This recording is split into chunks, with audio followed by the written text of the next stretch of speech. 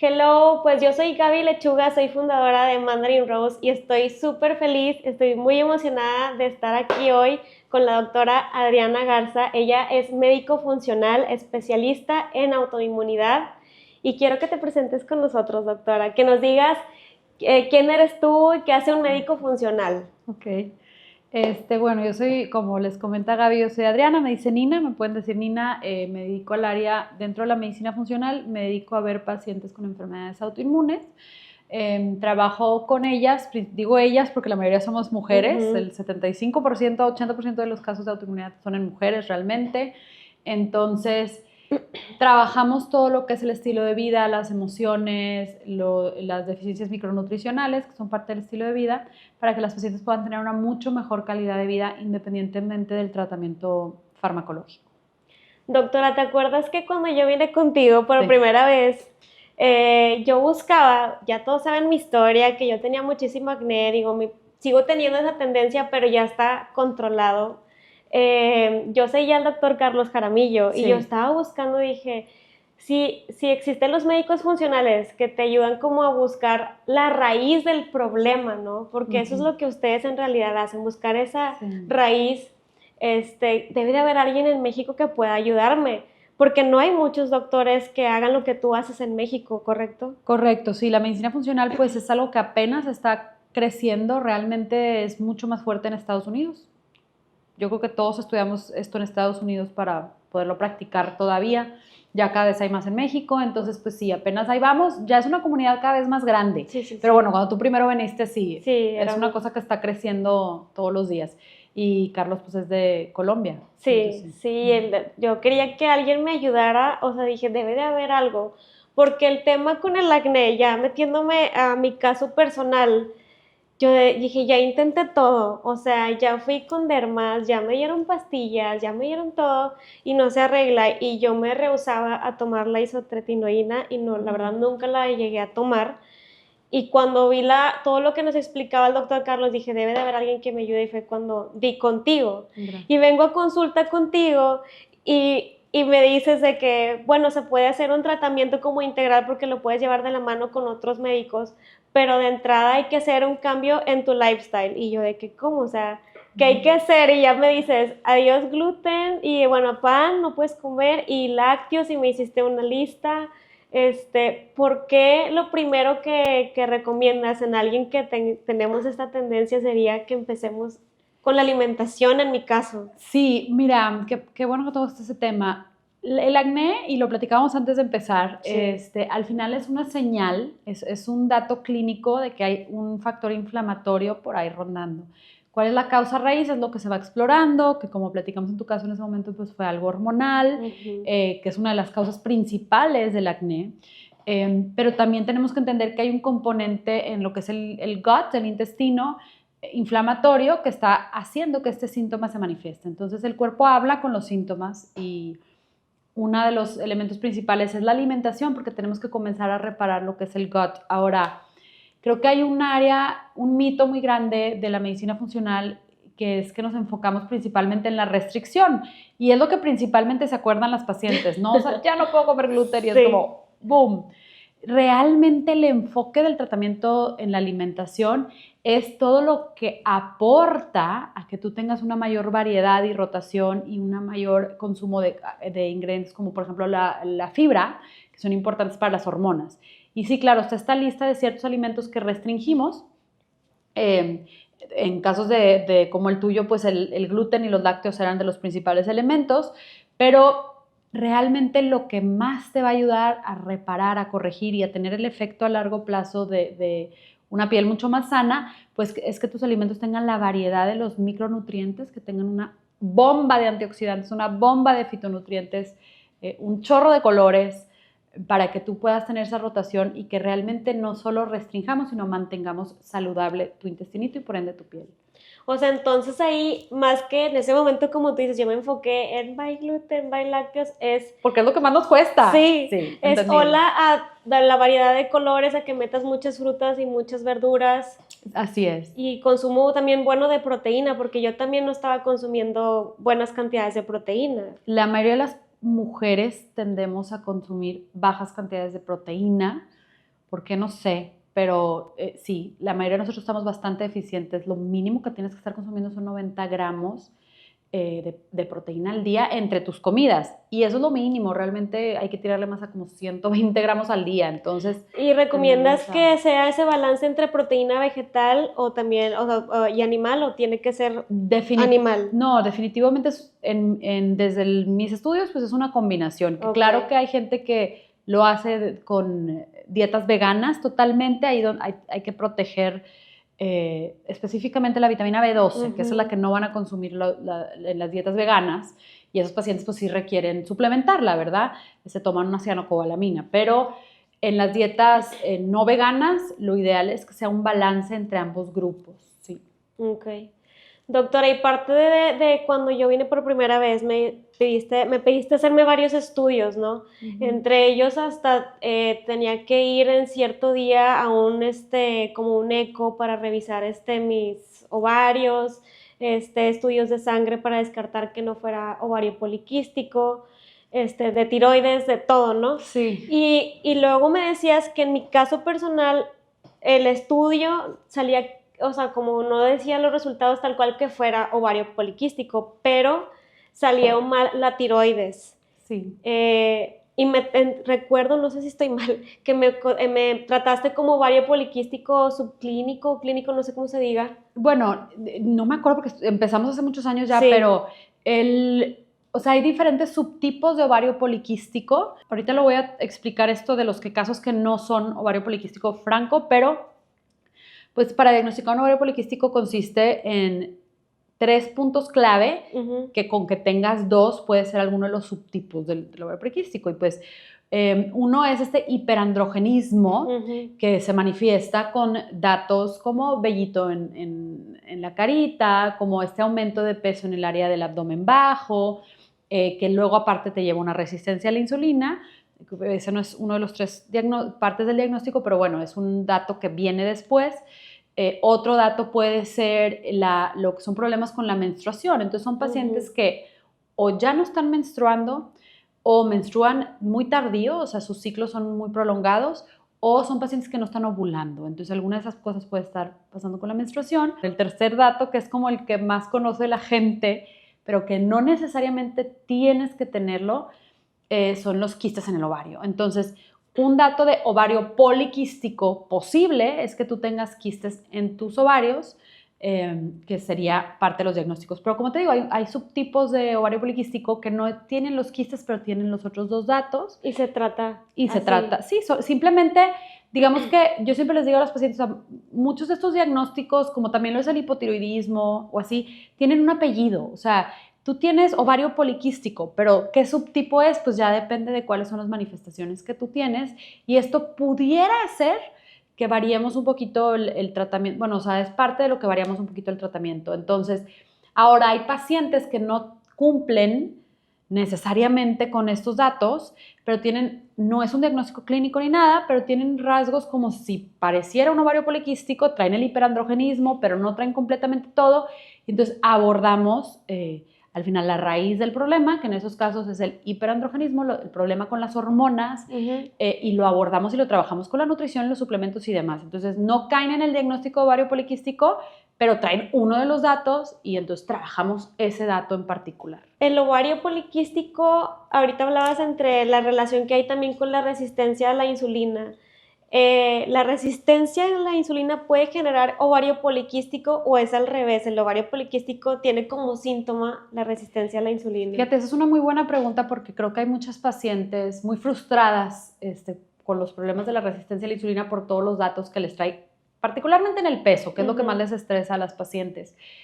Realmente, en el caso del ovario poliquístico, es el hiperandrogenismo el problema que nos lleva a tener también problemas con esta otra hormona que se llama la insulina. Y entonces se vuelve un ciclo vicioso, que parte del tratamiento integral que tratamos de hacer es volverlo un ciclo virtuoso. Entonces, al corregir una de las partes, corregimos la otra, ¿no? Entonces, la resistencia a la insulina viene como, digámosle, un efecto de este hiperandrogenismo. Hay un problema hormonal que también impacta a esta otra hormona que es la insulina, Y esta resistencia a la insulina tiende a llevar a las pacientes a acumular grasita en lo que es el abdomen bajo, ¿verdad? Esta pancita que te genera el botonazo famoso, ¿verdad? Sí, De que sí, tienes sí.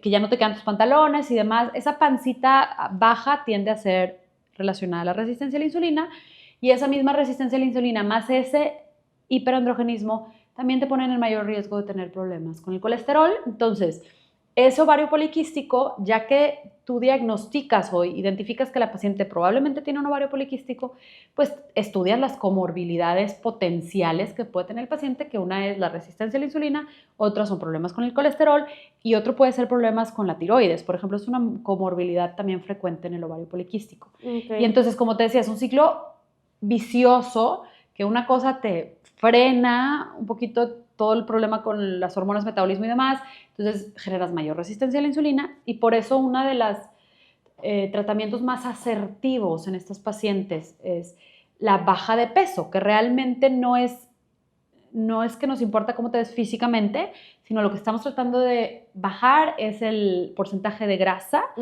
para generar menor resistencia a la insulina y entonces entrar ahora en un ciclo virtuoso. Entonces, los estudios ya lo han dicho, si tú bajas de 5 a 10% de tu peso corporal en un ovario poliquístico, mejoras clínicamente desde la ovulación, la menstruación, el hiperandrogenismo empieza a mejorar, la piel empieza a mejorar, las pacientes empiezan a mejorar sus perfiles de colesterol, su resistencia a la Solo con insulina. bajar de peso. Lo que los estudios han dicho es bajar del 5 a 10%. Si tú ya te pones a verlo realmente, la meta es que lo que estés bajando es grasa, no solamente peso y me estés perdiendo músculo, porque eso nos va a llevar a otras complicaciones, que realmente la baja de peso sea saludable, sea acompañado para que pueda ser específicamente el porcentaje de grasa corporal a lo que le estamos tirando.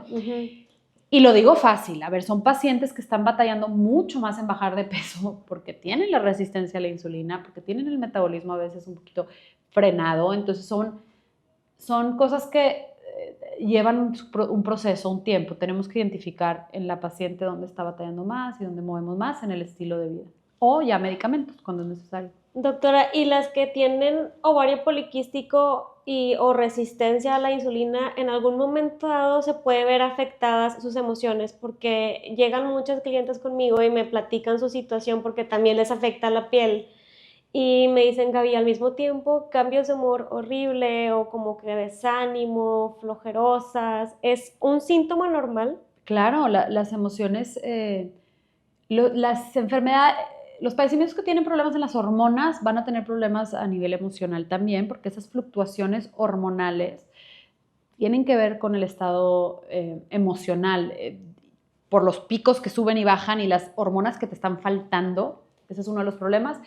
Y en la resistencia a la insulina específicamente, o sea, aparte del hiperandrogenismo, en la resistencia a la insulina tiene mucho que ver con estos piquitos problemáticos que están teniendo las pacientes de mala absorción de la azuquitar. Entonces consumes tus alimentos ricos en glucosa, tus carbohidratos y demás, y tú estás teniendo un problema en realmente llevarlos a nivel de la célula. Eso es parte de la resistencia a la insulina. Entonces, claro, pues estas pacientes a veces tienen algunos episodios donde se les baja mucho el azúcar o donde les sube mucho el azúcar, que digamos es un paso 2 de una resistencia a la insulina potencial.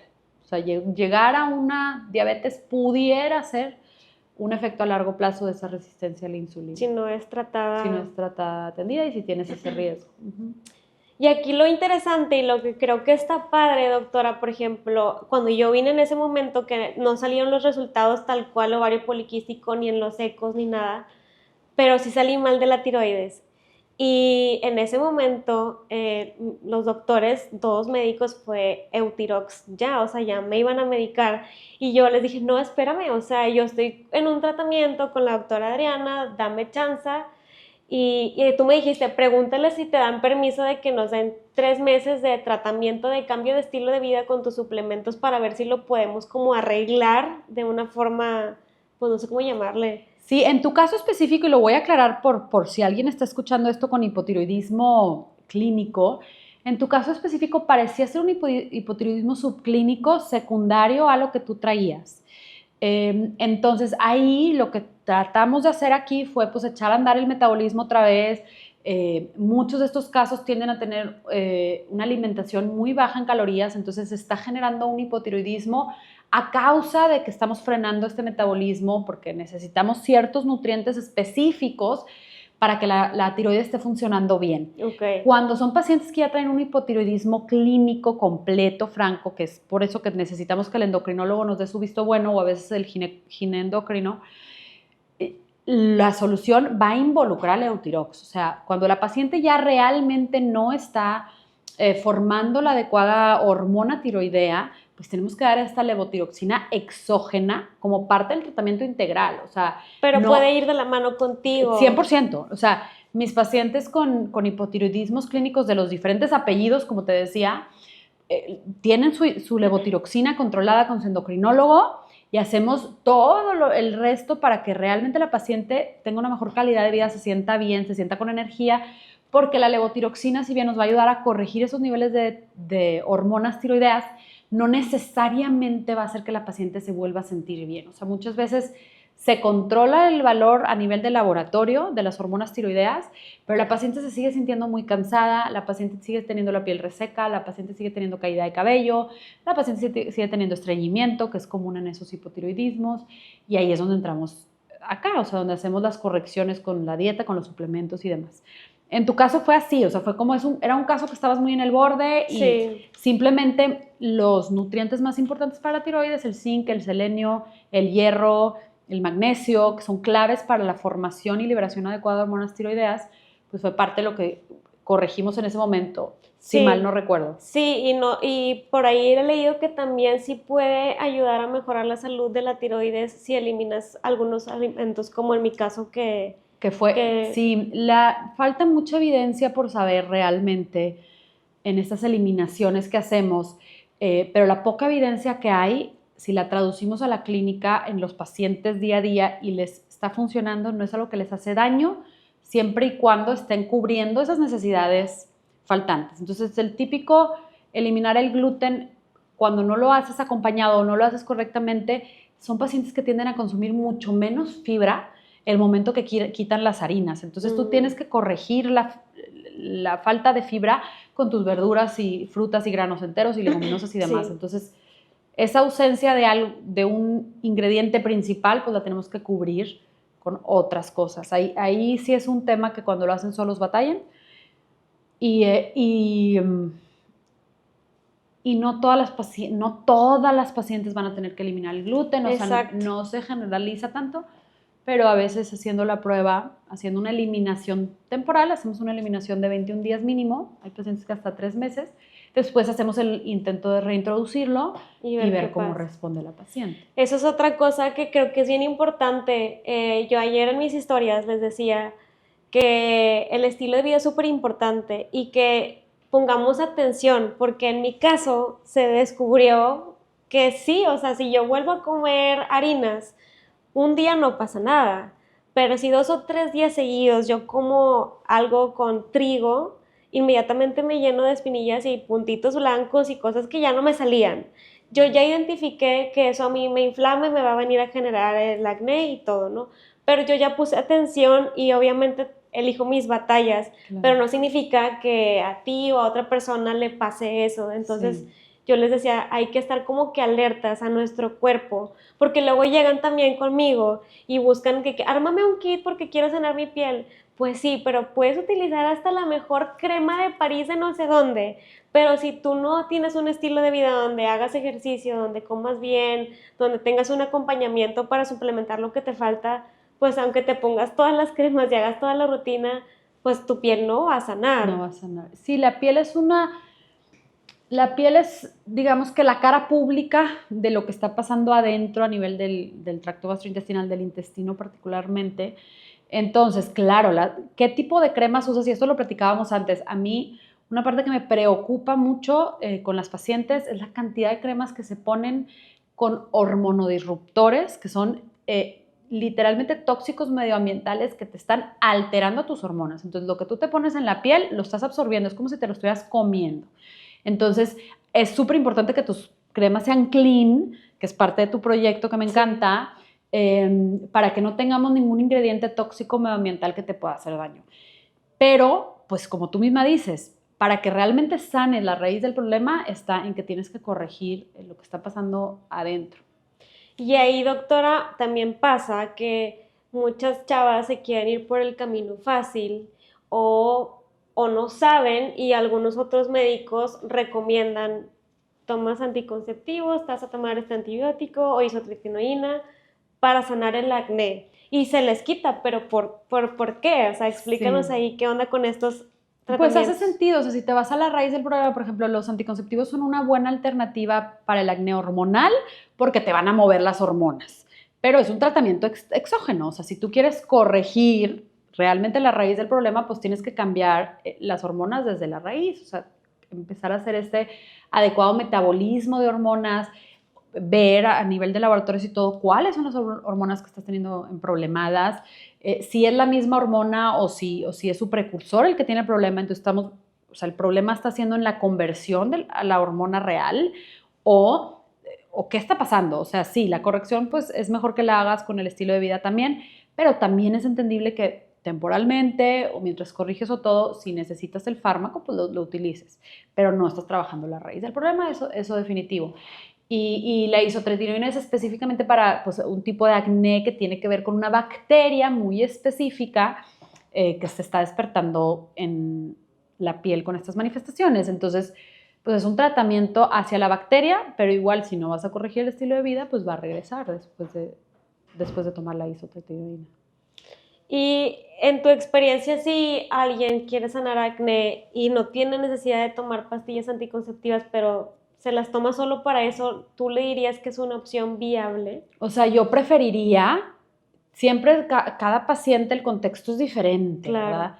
Pero lo ideal es que trates de corregir la raíz del problema que está en el estilo de vida, que está en el manejo del estrés, está en los alimentos, mejor, de preferencia allá. Y va a ser Prefiero. un poco más lento.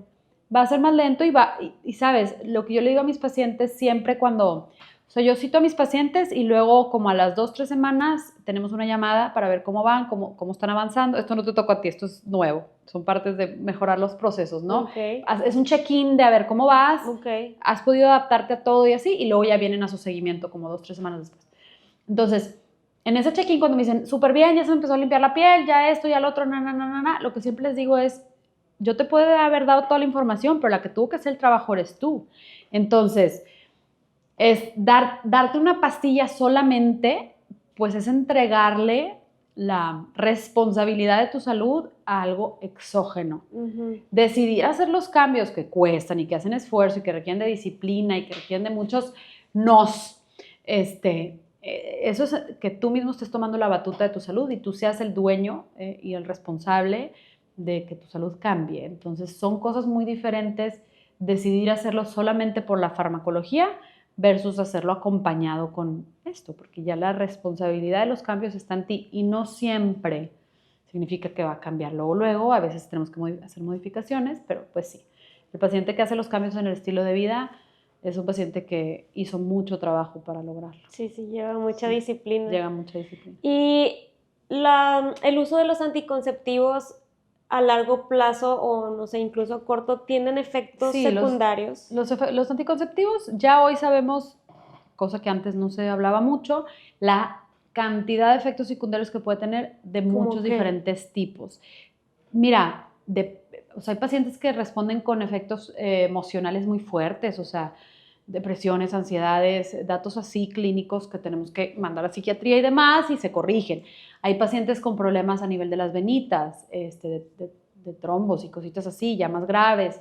Hay pacientes que empiezan a aumentar de peso. Hay pacientes, se relaciona de nuevo a lo emocional, pero con problemas en su vida sexual y cosas así. Ya son efectos secundarios que tienen algunos pacientes, algunas no. Y hay ciertos riesgos de algunas enfermedades también que se pueden aumentar. Entonces, esto es con todos los fármacos en general, todos los fármacos tienen sus potenciales efectos secundarios. Entonces, en general, pues se tiene que valorar caso por caso cuando es necesario el fármaco y cuando podemos tratarlo con estilo de vida. Y creo que tu caso fue un ejemplo, ¿no? O sea, revisamos con el endocrino que se pudiera hacer un trial de puro estilo de vida. Sí. Tu caso sí fue, entonces, que eso hago con muchos pacientes cuando están en ese borde es, bueno, vamos a darle 3 meses a esto y de nuevo, la que lo va a hacer eres tú. Yo aquí te puedo dar toda la información, pero tú tienes que tomar las decisiones y en 3 meses revaloramos laboratorios y tomamos nuevas decisiones. O sea, ¿se va a acompañar con fármaco o no?